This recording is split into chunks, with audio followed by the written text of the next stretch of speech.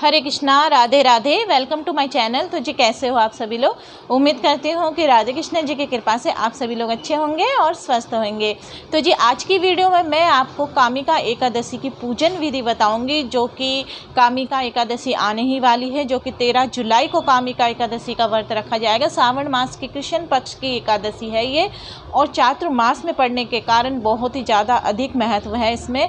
तो इस एकादशी में भगवान भोलेनाथ, माता पार्वती, लक्ष्मी नारायण जी की विशेष कृपा प्राप्त होती है कामिका एकादशी व्रत करने के कारण।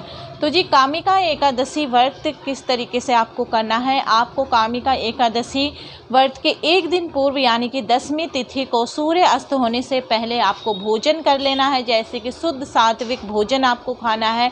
बिना लहसुन प्याज का खाना आपको खाना है, उसमें मसूर की दाल और चावल नहीं होने चाहिए। फिर एकादशी के दिन आपको सुबह ब्रह्म मुहूर्त में उठकर आपको स्नान आदि करना है। अगर आप किसी पवित्र नदी में जाकर स्नान कर सकते हैं तो बहुत ही अच्छी बात है। अगर आप नहीं कर सकते तो कोई बात नहीं, आप घर में ही नहाने की बाल्टी में गंगा जल मिला के स्नान आदि करें।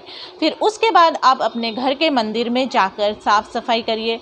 घर की सफाई तो आप नहाने से पहले कर लीजिए, फिर नहाने के बाद आप अपने घर के मंदिर की सफाई आदि करिए। फिर वहाँ पर पीले रंग का वस्त्र बिछाइए। अगर आपके पास भगवान श्री हरि विष्णु जी की कोई फ़ोटो या प्रतिमा या कोई विग्रह आदि है तो आप उनको चरणामृत से स्नान कराइए। अगर श्री हरि विष्णु जी की कोई धातु की विग्रह या मूर्ति आपके पास है तो आप उनको चरणामृत से स्नान करा दीजिए। नहीं तो आप जैसे फ़ोटो में थोड़ा सा गंगा जल छिड़क कर उनको स्नान आदि करा सकते हैं।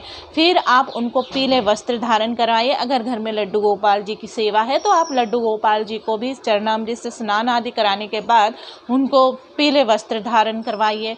पीले ही रंग के पुष्प आदि चढ़ाइए और खुद भी आपको पीले रंग के वस्त्र पहनने चाहिए।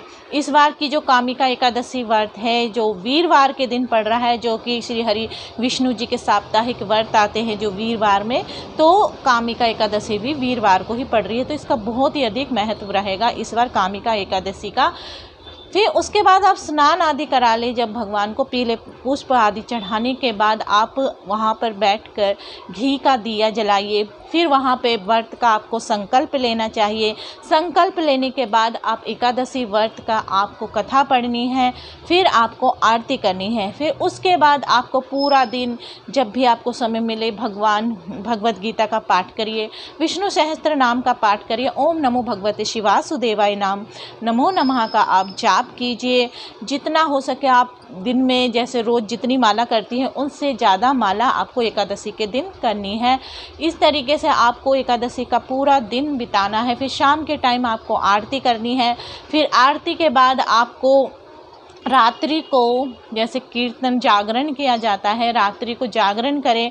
जागरण अगर आप पूरी रात्रि नहीं कर सकते हैं तो आपको रात के 12 बजे तक तो जागना ही चाहिए। भगवान श्री हरि विष्णु की पूजा अर्चना आपको करनी चाहिए। थोड़े बहुत आपको गीत गाने चाहिए। इस तरीके से आपको एकादशी के दिन करना चाहिए। फिर इसके बाद जब सुबह आप द्वादशी के दिन उठेंगे तो आपको द्वादशी के दिन अपने व्रत का पारण करना है। व्रत के पारण का समय आपको देख लेना है, जो कि मैं अपने हर वीडियो में पहले ही अपलोड कर लेती हूँ। सही समय पर ही व्रत का पारण द्वादशी के दिन आपको करना है। व्रत खोलने से पहले आपको दान दक्षिणा देना है किसी ब्राह्मण या ज़रूरतमंदों को। दान दक्षिणा द्वादशी का जो दान होता है वो अन्न का दान होता है, और अगर आप एकादशी के दिन दान करना चाहते हैं तो आप फल दूध वगैरह का दान आप कर सकते हैं। फिर उसके बाद आप अपने व्रत का पारण कीजिए। और याद रखिए हमेशा तुलसी दल है जो एकादशी के दिन भगवान के सामने आपको अर्पण करने चाहिए, उनके भोग में अर्पण करने चाहिए। एकादशी के दिन तुलसी नहीं तोड़ते हैं, उन्हें स्पर्श भी नहीं करते, परंतु उनके आगे जोत बाती आपको ज़रूर करनी चाहिए। और याद रखिए आप एक दिन पहले तुलसी दल जरूर तोड़ लीजिए। भगवान श्री हरि विष्णु जी को आप पीले रंग का भोग आदि लगाइए। और याद रखिए कि एकादशी के दिन अगर आपके घर में लड्डू गोपाल जी है तो लड्डू गोपाल जी को आपको अन्न का भोग नहीं लगाना है, उन्हें फल आदि का भोग लगाना है।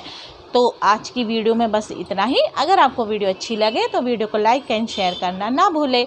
हरे कृष्णा, राधे राधे।